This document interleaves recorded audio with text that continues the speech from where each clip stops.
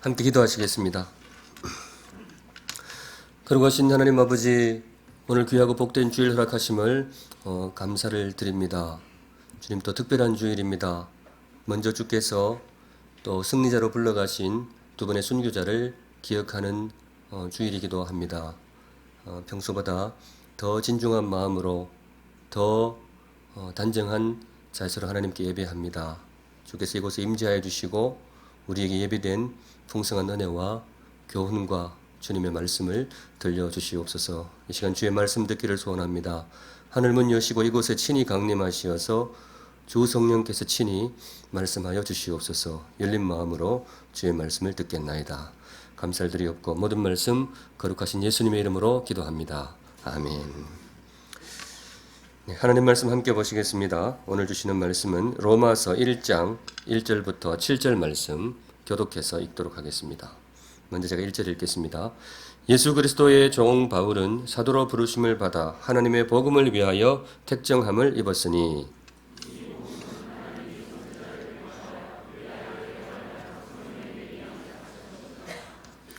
그의 아들에 관하여 말하면 육신으로는 다윗의 혈통에서 나셨고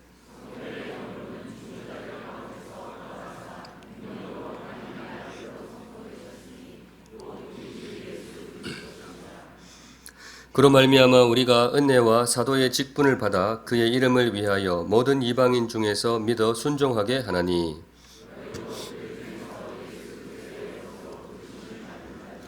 7절은 같이 읽습니다.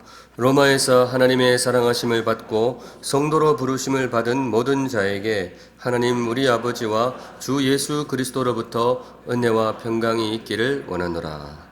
아멘. 오늘 이 말씀으로 주님 주시는 교훈을 함께 받도록 하겠습니다. 오늘은 순교자 기념주일입니다. 샘물교회에 와서 이전에 경험하지 못하던 여러 가지 것을 경험하게 되는데 또 이번 주가 또 그렇습니다. 한 주간 동안 말씀 준비하고 예배를 준비하면서 고민이 되는 것이 어떤 마음으로 주일을 보내는 것이 좋을까? 또 좀 인간적으로 들리실지 모르겠지만은 어떤 넥타이를 매야 될까? 또 어떤 표정으로 올라가야 될까? 제가 우리 샘물교회 선물하신 순교의 열매와 그런 느낌들을 제가 아직 온전히 담아내기에는 시일이 좀 많이 짧았다는 생각이 듭니다. 그렇지만 그냥 정직하게 하나님 앞에 보내면 주께서 기뻐하시고 순교자들에게도 귀한 격려의 날이 될 것이라고 믿습니다. 오늘 이 시간 복음을 묵상하려고 합니다. 순교자 기념주일이기 때문에 순교를 묵상할까 그런 생각도 해보았는데 제가 생각하니까 그분들이 만일에 이 자리에 다시 오신다면 그분들은 순교보다 복음을 이야기하셨을 것 같아요. 그래서 복음을 준비를 했는데 복음이야말로 그분들의 순교의 동기이고 그분들의 순교의 동력이 있다면 그게 바로 복음이기 때문에 그렇습니다.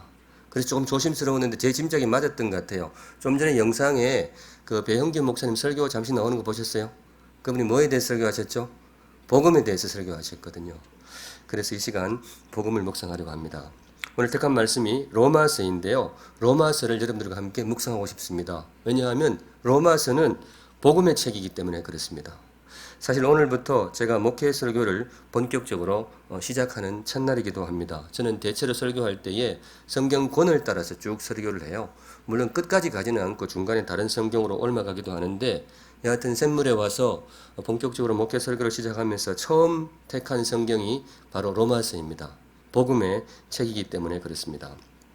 순교자들의 가슴에 새겨졌던 복음, 그리고 이제 우리 모두의 가슴 속에 품고 살아야 할 그 복음이 바로 이 로마서에 들어 있습니다. 로마서를 통해서 복음을 묵상하고 싶습니다. 설교 제목을 다시 복음 앞에 그렇게 잡았습니다. 함께 묵상하실 때에 우리가 다시 한번 복음으로 나아가고 거룩한 주의 복음이 다시 한번 저와 여러분의 가슴 속에 새겨지시는 복된 주일이 되시기를 우리 주님의 이름으로 축원드립니다. 복음이 뭐냐? 로마서를 향해서 이 질문을 던질 수가 있는 거죠. 복음이 뭡니까? 우리가 복음을 믿는 사람인데 첫 번째 대답이 이거예요. 복음은 예수다. 복음이 뭐냐? 복음은 예수다. 이 한마디면 충분하겠습니다. 복음이라는 것이 워낙에 덩치가 커서 한두 마디 말이나 한두 마디 문장으로 그렇게 담아낼 수 있는 그런 성격은 아닙니다. 굉장히 복음이라는 것이 깊고 크기 때문에 그렇습니다. 그런데 이 단어라면 가능해요. 예수. 이 단어가 정말로 크거든요. 지난주에 잠시 묵상했습니다마는 예수 이 이름이 워낙에 크기 때문에 이분의 이름이라면 복음을 담고도 남을 것이다. 그런 의미에서 복음이 뭐냐? 성도 여러분, 복음이 뭐냐? 너무 어렵게 생각하지 마세요. 복음은 거두절미하고 예수입니다. 복음이 뭐냐? 복음은 더도 말고 덜도 말고 복음은 예수입니다. 만일에 나도 복음을 받았다. 뭘 받은 걸까요? 예수를 받은 거예요. 나도 이제 복음을 알았다. 나도 복음을 깨달았다. 무슨 뜻이냐? 나도 예수를 알았다라는 거예요. 그분과 이제 면식이 생긴 거예요. 그게 바로 복음을 안 것이 되겠습니다. 내가 누군가에게 복음을 전한다. 무엇을 전하는 걸까요? 예수를 전하는 거예요. 나도 이제 복음을 누리는 사람이 되었다. 무슨 말이냐? 나도 내 삶 속에서 이제 예수를 누리게 되었다. 바로 그렇게 보시면 틀림이 없습니다. 요컨대 복음은 예수다. 복음은 예수다. 이 이름을 기억하시면 되겠습니다. 바로 그런 의미에서 로마서는 예수 이야기로 시작합니다. 왜냐, 이 로마서가 복음의 책이거든요. 2절에 보시면 2절, 이 복음은 하나님이 선지자들을 통하여 그의 아들에 관하여 성경에 미리 약속하신 것이라. 선지자들을 통하여 그의 아들에 관하여. 그의 아들이 누굴까요? 이게 예수거든요. 이분이 예수란 말이죠. 만일에 복음이 약속이라면 무슨 약속이냐? 예수 약속입니다. 복음이 만일에 성취라면 무슨 성취이냐? 예수 성취입니다. 성도 여러분, 복음은 어떤 이론이나 사상이 아닙니다. 복음은 어떤 철학이나 선동이 아닙니다.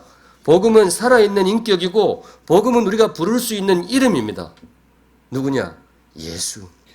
그게 바로 복음입니다. 이분이 복음이에요. 사도들이 나가서 복음을 전했는데 그분들이 무엇을 전했느냐? 바로 이 이름을 전했어요. 사도행전 16장 31절에 주 예수를 믿으라. 그리하면 너와 내 집이 구원을 받으리라. 언젠가 한 1년 전 정도 되는데 교회에 출입하면서 제가 설교를 할 때 마지막 설교로 이걸 냈어요. 믿음에 관해서 설교하면서 그날 설교 제목이 이신칭이었습니다. 믿음을 나누었는데 결론적으로 제가 이렇게 했죠. 믿음이 뭐냐? 믿음은 주먹 딱 쥐고 뭐예요? 예수, 예수, 예수. 기억나십니까? 네, 그거예요. 제가 그렇게 전했는데 복음도 그래요. 복음도 그렇게 복잡하지 않아요. 복음이 뭐냐? 주먹 쥐고 예수, 예수, 예수. 예수 그 이름이 내 가슴에 들어오는 것, 그게 바로 복음입니다. 여기까지 하고 한번 확인해 보고 싶습니다. 사랑하는 샘물 성도 여러분, 여러분은 복음을 받은 사람입니까? 네. 여러분에게 복음이 들어와 있습니까? 이게 무슨 질문일까요? 여러분들의 가슴 속에 누구의 이름? 예수의 이름이 들어와 있냐 이거예요. 예수 그 이름이 여러분의 인생에 상관이 있냐 이거죠. 여러분의 속을 열어볼 수 있다면 그 어딘가에 예수 그 이름이 새겨져 있느냐. 꼭 그러기를 바랍니다. 만일에 그러하다면 목사로서 확인시켜 드릴 수 있습니다. 여러분에게 복음이 당도하였습니다. 언젠가 제가 텔레비전 오디션 프로를 보다가 복음의 실체를 깨달은 경험이 있습니다. 텔레비전에서 배울 게 많더라고요. 예수 그 이름이 바로 복음이구나. 미국 방송인데 아메리칸 아이돌이라고. 지금은 안 하는 것 같아요. 오디션 프로인데 우리나라에 그런 거 많잖아요. 가수들 선발하고 하는 거 많은데 미국에 있을 때 이걸 한번 본 적이 있어요. 인상적인 게 뭔가 하면 이 오디션 프로에 교회 가스펠 팀이 나왔어요. 우리 교회를 치면 그 3부 찬양하는 쉐키나 찬양팀이 일반 오디션 프로에 나온 거예요. 대단하죠? 미국은 확실히 기독교 전통이 강한가 봐요. 더 놀라운 것은 선곡이 뭐냐? 가스펠송을 들고 나왔어요. 참 놀랍더라고요. 그때 나와 있던 선곡이 뭐였느냐 하면 여러분들 아시는 분 많을 거예요. 나의 주 예수님 주 같은 분은 없네. 뭐 이 찬양이었어요. 영어로 부르는데 My Jesus, My Savior 이렇게 시작이 되거든요. 저도 좀 좋아했던 찬양인데 그게 텔레비전에 나오니까 그것도 일반 방송에 나오니까 굉장히 은혜가 되었어요. 야, 저 팀 좀 이렇게 올라가면 좋겠다 했는데 심사위원들도 은혜를 받았는지 이 팀이 최종 결승까지 올라갔어요. 가스펠송 가지고. 놀랍죠? 그러니까 야, 진짜 대단하다. 역시 미국은 좀 다르구나. 그렇게 생각했는데 결승에서 저한테는 굉장히 좀 아쉬운 장면이 벌어졌는데 가사가 바뀌더라고요. 똑같은 곡인데 예선에서는 이렇게 불렀어요. My Jesus, my Savior. 그렇게 불렀는데 결승 갔는데 뭐라고 하는가 하면 My Jesus가 빠지고 대신에 My Shepherd가 들어갔어요. 나의 목자가 들어가 있는 거예요. 처음 듣는데 제가 영어가 잘 안 들리니까 내가 잘못 들었나 해서 확인을 해보고 나중에 방송 캡션이 있는 걸로 다시 확인해 봤는데도 진짜로 바뀌었어요. My Jesus. 예수는 분명히 그렇게 했는데 결승에 가서는 My Shepherd, my Savior 이렇게 바뀐 거예요. 내가 이거 왜 그러든지 물어볼 때도 없고 굉장히 궁금하긴 하더라고요. 저 사람들이 자기들이 바꾸지 않았을 것인데. 그래서 생각해 보니까 이런 것 같아요. 아마 방송국에서 압력이 들어온 것 같아요. 외부에서라든지. 이거 너무 종교성이 짙다. 다들 종교가 다른데 왜 그렇게 하느냐. 바꿔라. 그러니까 곡 다를 아예 그분들은 바꿨으면 좋겠다고 생각할지 모르겠지만은 최소한 뭐는 빼라? 누구 이름을 빼라고요? 예수 이름은 빼라 이거죠. 그 자리에 목자를 넣어도 좋고 그 자리에 주를 넣어도 좋고 그 자리에 뭐 신을 넣어도 좋은데 이 이름은 그분들이 안 되나 봐요. 마이 지저스 이거는 빼라. 제가 그걸 듣는데 좀 아쉽다 그런 생각은 들더라고요. 그러면서도 역설적으로 제가 그날 깨달았어요. 복음이 뭐냐? 복음은 예수다. 복음이 정말로 예수 그 이름이 복음이구나. 세상이 말이죠. 다른 이름은 허용해도 예수 이 이름은 허용할 수가 없는 거예요. 왜냐하면 예수 그 이름이 복음이고 예수 그 이름만은 이 어두운 세상은 받아들일 수가 없는 거죠. 복음을 거부한다는 것이 뭐냐? 다른 거는 다 받아들여도 뭘 못 받아요? 예수 그 이름을 못 받아들이는 거예요. 왜냐? 복음은 예수이기 때문에. 샘물에 사랑하는 성도 여러분, 여러분은 가사 안 바꾸고 부르실 수 있습니까? My Jesus, my Savior 부를 수 있습니까? 지금 영어 실력 묻는 거 아니에요. 영어 실력이 아니고 믿음의 고백을 묻는 거예요. 여러분은 예수 그 이름을 나의 주로 고백하실 수 있냐 이거예요. 고백하실 수 있습니까? 네, 아멘. 그렇다면 저와 여러분 안에 복음이 당도했음을 제가 선언할 수 있습니다. 왜냐? 복음은 예수이기 때문에. 다른 이름도 귀하지만은 예수 그 이름, 그 복음이 저와 여러분에게 충만하게 임하시기를 우리 주님의 이름으로 축원드립니다. 아멘. 한 걸음 더 나아갑니다. 복음이 뭐냐? 복음은 예수다 그랬는데 한 걸음 더 나아가면 이렇게 기억하시면 좋겠어요. 복음은 부활 예수다. 한 글자 더 들어갔죠? 어떤 예수요? 부활 예수. 복음이 뭐냐? 이거예요. 예수님이 부활하셨다. 이게 복음이에요. 사도들이 뛰쳐나가서 제일 처음 전했던 게 이거예요. 예수님이 부활하셨다. 그게 복음이었어요. 앞서 제가 복음은 예수라고 했는데 이 대목은 뭔가 하면 예수 그 이름이 왜 복음이 되느냐? 33살 청년이 왜 우리에게 복음이 되느냐? 그 이유를 터치하는 대목이 이 대목이 되겠습니다. 이유가 뭐냐? 예수 그분이 뭐 하셨기 때문에? 부활하셨기 때문에. 그래서 그분이 우리에게 복음이 되는 거예요. 그래서 그분이 우리에게 구원자가 되는 거예요. 세상에 사실 훌륭한 사람들이 많거든요. 이분도 좋고 훌륭한 분들이 굉장히 많단 말이죠. 그렇지만은 다 제쳐두고 왜 예수가 우리에게 복음이 되느냐? 그분이 부활하셨기 때문에. 세상에 하고 많은 사람들이 있지만 왜 오직 예수만이 우리에게 부활이 되느냐? 세상에 훌륭한 사람들이 많지만 하고 많은 사람 중에 오직 예수만이 뭐예요? 오직 예수만이 부활하셨습니다. 오직 예수만이 무덤 문을 박차고 나오셨어요. 오직 예수만이 사망으로 가득한 이 세상에 부활 생명의 새로운 길을 열어주셨단 말이에요. 그래서 훌륭한 사람들 다 제쳐두고 우리에게 복음은 오직 누구요? 오직 예수. 성도 여러분, 여러분의 복음 그 속에 부활이라는 글자도 꼭 들어있기를 바랍니다. 3절과 4절이 바로 그 내용이에요.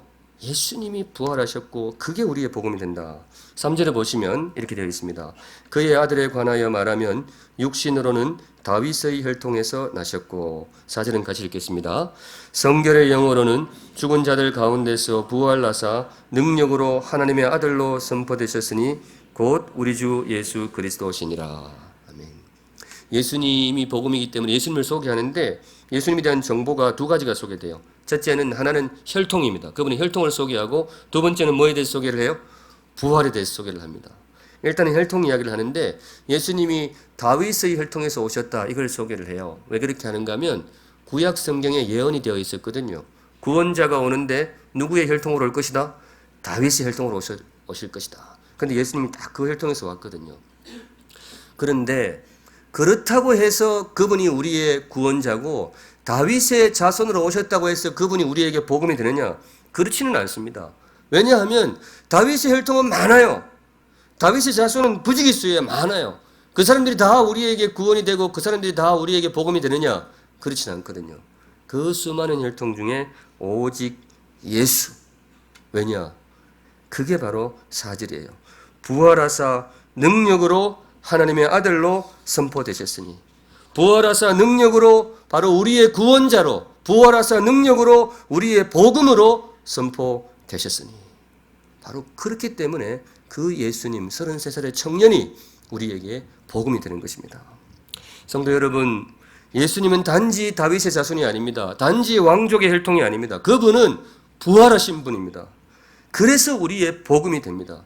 예수님은 단지 마음 따뜻한 분이 아니에요. 예수님은 단지 지혜가 많은 분이 아니에요. 그런 사람은 많아요. 마음이 따뜻하고 지혜롭고 우리에게 모범이 되는 분들 많아요. 우리 샘물교회도 많아요. 바깥에도 들어있어요. 그리고 심지어 그 정도가 깊어가지고 우리가 정말로 존경하고 위인으로 떠받들 만한 정말 마음 따뜻하고 지혜롭고 참 귀한 분들이 많아요. 그런데 성도 여러분, 그런 분들은 우리에게 모범은 될 수 있어도 복음은 될 수가 없어요.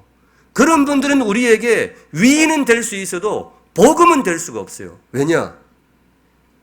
그분들은 인간의 울타리에 갇혀 있었어요.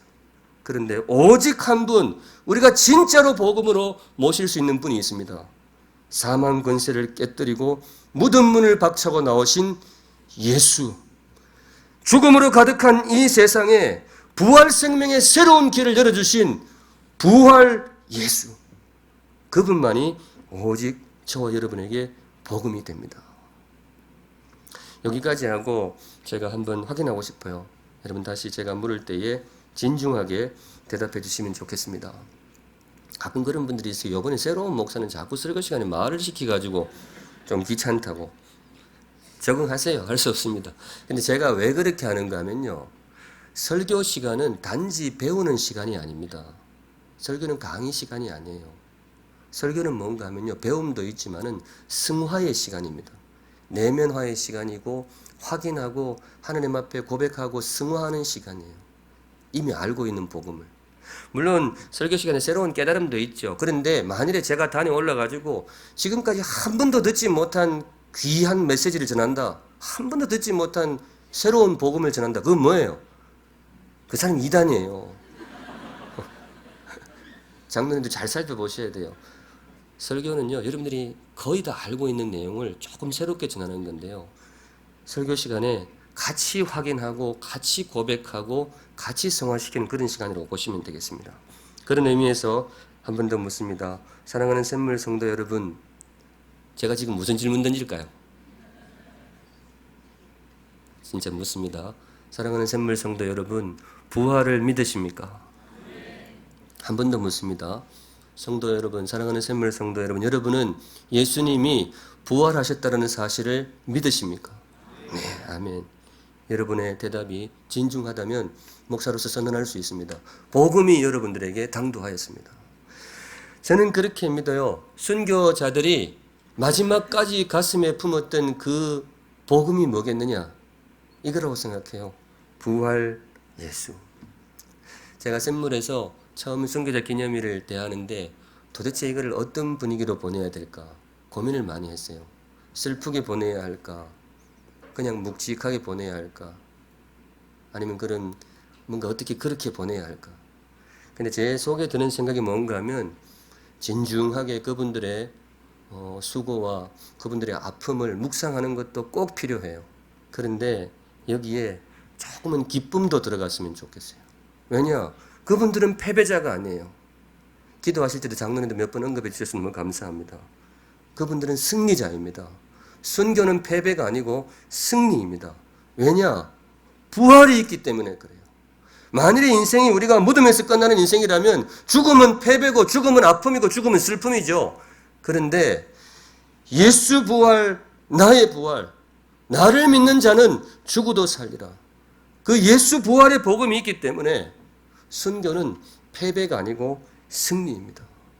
그래서 그런 조금 기쁨도 우리 선물에 승리자 기념일에 꼭 들어와 있을 수 있기를 바랍니다. 예수 부활, 나의 부활, 이 부활의 복음이 저와 여러분의 가슴 속에 충만하게 새겨져 있으시기를 우리 주님의 이름으로 축원드립니다. 아멘. 그런데 이 부활을 믿는 거, 이게 말처럼 쉽지는 않은 것 같아요. 이 현대과학 시대에 부활을 믿는다는 게 그렇게 간단치는 않는 것 같아요. 성도 여러분, 목사들은 다 부활을 믿을까요? 안 믿는 목사도 있을까요? 질문이 조금 거칠죠. 근데 사람은 모르니까 이렇게 물어볼게요. 성도 여러분, 신학교 교수님들은 다 부활을 믿을까요? 안 믿는 사람도 있을까요? 제가 이거는 확인시켜 드릴 수 있어요. 놀랍게도 안 믿는 분이 있어요. 저 선배분이 확인하고 오셨는데요. 존경하는 선배님인데 이분이 미국에 유학할 때에 비행기 타고 어디 가서 어떤 교수님 강의를 듣고 온 적이 있었어요. 그 교수님이 워낙에 유명한 분이셨어요. 저희 쪽 공부한 사람은 그분 이름 모르면 간첩이라고 할 정도로 아주 탁월한 학자이고 신약학자에다가 또 설교학자에다가 유명하신 분입니다. 그런데 이분이 그러니까 그렇게 유명한 분이 있다니까 비행기 타고 가서 강의를 들었는데 강의를 듣는 중에 뭔가 좀 이상했대요. 뭔가 좀 찜찜한 거예요. 그래서 그냥 질문 시간에 대놓고 한번 물어봤대요. 교수님은 예수님의 부활을 믿으십니까? 그 선배님이 그 교수님한테 물어본 거예요. 이분이 고향이 경상도거든요. 그 대놓고 물어봤어요. 아무래도 강의를 듣는데 뭔가 좀 이상했던 거예요. 그래서 교수님은 예수님의 부활을 믿으십니까? 이렇게 물으니까 교수님이 뭐라고 대답했는가 하면 어떤 의미의 부활을 말하는 겁니까? 성도님, 이거 무슨 뜻일까요? 어떤 의미의 부활을 말하는 겁니까? 저도 좀 경험이 있는데요. 말 삥 돌려서 말하는 사람은 안 믿는 거예요. 믿으면 믿고 아니면 아니지. 어떤 의미의 부활을. 그러니까 이 선배가 다시 한번, 이분이 좀 당찬 분이면 다시 물었대. 교수님, 말 돌리지 마시고 저 정말 궁금해서 그러는데 교수님, 예수님의 부활을 믿으십니까? 안 믿으십니까? 좀 분명하게 대답해 주세요. 그러니까 그 미국 교수님이 하시는 말씀이 역사적 사건으로서의 부활이라면 안 믿습니다. 교수님들은요, 말을 너무 멋있게 하는데 집중하는 것 같은데 이게 무슨 말이겠어요? 역사적 사건으로서의 부활이라면 안 믿습니다. 이분 뭐예요? 성도 여러분, 이분은 그리스도인입니까? 안 그리스도인입니까? 이분 아니에요. 이분 안 믿는 거예요. 그분이 뒤에 그런 말을 했대요. 육체의 부활이라면 안 믿습니다. 성도 여러분, 성경을 아무리 많이 알아도 신학 지식이 아무리 뛰어나도 예수님의 부활을 안 믿으면 그분은 그리스도인이 아니에요. 자기가 예수를 믿는다라고 이야기해도 그분의 부활을 믿지 않는다면 그분은 예수를 진짜로 안 믿는 거예요. 왜냐? 예수님이 우리에게 복음이 되고 예수님이 우리의 구원자가 되는 핵심 포인트가 어디 있느냐? 그분이 부활하셨다는 거예요. 그 부활과 예수라는 단어는 뗄래야 뗄 수가 없어요. 예수를 믿는다는 것은 부활 예수를 믿는 겁니다. 예수의 복음을 내가 받았다는 것은 부활 예수의 복음을 받은 거예요. 나중에 묵상하겠지만 로마서 10장 9절에 이런 고백이, 이런 가르침이 나와요. 네가 만일 내 입으로 예수를 주로 시인하며 하나님께서 그를 죽은 자 가운데서 살리신 것을 내 마음에 믿으면 구원을 받으리라. 이 대목이에요. 하나님께서 그를 죽은 자 가운데서 살리신 것을, 그분이 부활하신 것을 내 마음에 믿으면 구원을 받으리라. 성도 여러분, 여러분의 가슴속 신앙 속에 예수 그 이름과 함께 부활이라는 이 단어가 꼭 들어있기를 우리 주님의 이름으로 축원드립니다. 예수 부활, 나의 부활. 이 복음이 저와 여러분에게 진짜 생명의 구원을 선물할 것입니다. 마지막으로 한 걸음만 더 나가겠습니다. 복음이 뭐냐? 첫 번째 복음은 예수다. 두 번째 복음은 어떤 예수요? 부활 예수. 마지막 세 번째 이 단어 기억해 두시면 좋겠어요. 복음은 주 예수입니다. 주 예수. 주자 무슨 주자일까요? 네, 주인 주자입니다. 복음은 예수님이고 부활하신 예수님을 받아들이는 것이 복음이라고 했는데, 그런데 이 대목은 뭔가 하면 내 마음의 어느 부분에 예수를 받을 것인가. 예수 그분을 내 마음속에 모시는데 내 마음의 어느 자리에다가 그분을 모실 것인가. 성경은 그렇게 가르쳐요. 진짜 예수를 받는다는 것은 내 삶의 어디 자리에? 주인 주자, 주인의 자리에 모실 때에 진짜로 복음을 받은 것이다. 종의 자리가 아니고요. 수단의 자리도 아니고 주인 주자, 내 주님의 자리에 모셔서 그분을 나의 주로 모실 때에 진정한 의미에서 복음이 우리에게 당도하였다. 그렇게 보시면 되겠습니다. 1절 볼게요. 로마서 많은 책들이 그러하지만은 첫 구절에 핵심 메시지를 많이 던지는 경우가 있는데 로마서도 그렇습니다. 1절 같이 읽습니다. 시작. 예수 그리스도의 종 바울은 사도로 부르심을 받아 하나님의 복음을 위하여 택정함을 입었으니. 첫 대목 나오죠. 예수 그리스도의 종 바울은, 바울이 자기를 소개하면서 이렇게 소개하는 거예요. 예수 그리스도의 종 바울. 저는 요즘 어디 가면 제가 소개하는 문구가 좀 달라졌어요. 요새 누구십니까? 그러면 저 분당샘물교회 최경락입니다. 이럽니다. 근데 제가 나가서 몇 번 해봤는데 우리 교회 되게 좋은 교회인가 봐요. 좀 다르게 쳐다보는 것 같아요. 똑같은 사람인데 그러면 이렇게 쳐다보더라고요. 이 자리를 빌어서 감사를 드립니다. 저한테 이런 좋은 이름을 주셔서. 저는 그렇게 소개를 해요. 그런데 바울은 자기를 뭐라고 소개를 하죠? 예수 그리스도의 종 바울입니다. 이렇게 소개를 하는 거예요. 이분 왜 이렇게 소개를 할까요? 이거 기억해 주세요. 이분이 왜 이렇게 자기를 소개를 하느냐? 바울에게 복음이 임했기 때문에 그렇습니다. 그것도 껍데기 복음이 아니고 진짜 복음이 임했기 때문에 그래요.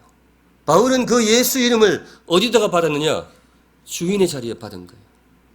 그러니까 자기는 예수의 종입니다. 예수 그리스도의 종, 이건 사역자라는 의미도 있어요. 말씀 사역자를 보통 이렇게 부르기도 하는데, 그런데 깊이 들어가면요, 진짜 복음을 받은 사람, 진짜 복음을 받은 사람, 다른 말로 예수 그 이름을 내 삶의 주인의 자리에 모신 사람. 바라기는 성령께서 저와 여러분에게도 역사하셔서 진짜 복음이 저와 여러분에게 임하기를 바랍니다. 내 삶의 주인 자리에 그분을 모셔드릴 수 있기를 바랍니다. 사실 이 대목에서 조금 생각할 것이, 그런 의미에서 사실 복음을 제대로 받은 사람의 숫자가 그렇게 많지 않을 수 있습니다. 예수를 받은 사람은 많은데요, 진짜 예수를 받은 사람은 드물 수가 있어요. 예수의 자리를 예수를 받기는 받았는데 이 번지수가 조금 변두리로 밀려난 경우가 있어요. 마음그릇에 받기는 받았는데 조금 적합하지 않은 자리, 예를 들어 종의 자리에 그분을 모신 경우도 있고요. 내 삶의 도구의 자리에 그분을 모신 경우도 있고, 심지어 전통적인 종교의 자리에 그분을 모신 경우도 있어요. 근데 사실 목사의 마음으로는 어디 자리에 받든지 이 이름을 받는 것 자체로 귀하고 감사하고 그래요. 왜냐하면 이 이름 자체가 원체 귀하기 때문에 그래요. 마음 언저리라도 이분의 이름이 들어온다는 것 자체로 우리의 삶을 많이 바꾸게 될 것입니다. 그런데 진짜 복음을 경험하려면, 정말로 복음의 참맛을 경험하려면 그분을 어디다가 모셔야 되느냐? 내 삶의 주인의 자리, 내 삶의 중심에 그 이름을 모실 때에 그때 비로소 그분이 진짜 나에게 복음이 되어주실 것입니다.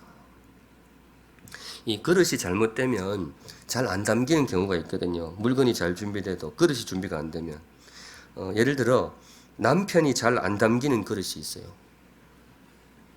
아무리 아내가 남편을 담으려고 해도 이 그릇에는 잘 안 담겨요. 무슨 그릇일까요? 바가지. 이게 여기에는 주로 거기 담으려고 많이 애를 쓰는데, 거기는 담아도 그게 남편이 안 담겨요. 남편을 담았다고 생각했는데 나중에 뚜껑 열면 뭐만 들어있는가 하면 주눅만 들어있고 내 남편은 없어요. 주눅만 담겨있고 남편은 안 담긴단 말이죠. 남자분들 공감하십니까? 한편 아내가 잘 안 담기는 그릇이 있어요. 남편들이 아무리 담으려고 해도 이 그릇에는 아내가 잘 안 담겨요. 무슨 그릇일까요? 제가 이걸 잘 모르겠어요. 설교 준비하면서 한 주간 내내 생각해 봤는데 이걸 잘 모르겠어요. 그래서 제 와이프가 저를 굉장히 답답해 하는지도 모르겠습니다. 근데 여하튼 있기는 있을 거예요. 잘못된 그릇. 그래서 제가 그 그릇 이름을 그릇 X라고 칭하도록 하겠습니다. 주보에 제가 적어놨어요. 그릇 X. 나중에 혹시 그릇이 뭔지 알면 저한테 좀 가르쳐 주세요. 근데 이 말씀을 드러낸 이유는 예수님도 그래요. 성도 여러분, 우리 예수님 좋은 분인 줄 다 알기 때문에 그분을 모시고 싶단 말이죠. 그런데 이거 아셔야 돼요. 그분이 잘 안 담기는 그릇이 있습니다. 수단의 자리, 나중에 시간 날 때의 자리, 필요할 때만의 자리. 거기엔 그분이 잘 안 담겨요. 물론 그릇이 조금 잘못돼도 억지로 집어넣으면 담기긴 담깁니다. 바가지에도 남편이 담기긴 담겨요. 근데 대신 구겨져요. 진짜 남편을 경험을 못하는 거죠. 그리고 제가 그거 모르는 그릇 X, 거기에도 아내가 담기긴 담겨요. 뭐 밀어넣으면 들어가죠. 재간이 없으니까. 그런데 대신에 담기는데 뭐예요? 아내가 구겨지는 거죠. 진짜 아내를 경험하지 못하는 거죠. 성도 여러분, 예수님이 그러합니다. 그릇이 잘못되면 진짜 그분을 맛보지를 못해요. 진짜 그분의 진가를 놓치는 수가 있습니다. 진짜 예수를 맛보려면 주 예수. 진짜 복음을 맛보려면 그 예수 그 이름을 모시는데 다른 자리가 아니고 주 예수. 사실 이 대목에서는 제가 경험이 많이 부족하기 때문에 함부로 말하긴 그렇지만은 성경의 가르침이 그러합니다. 그리고 앞서가신 귀한 선배님들의 고백이 그렇습니다.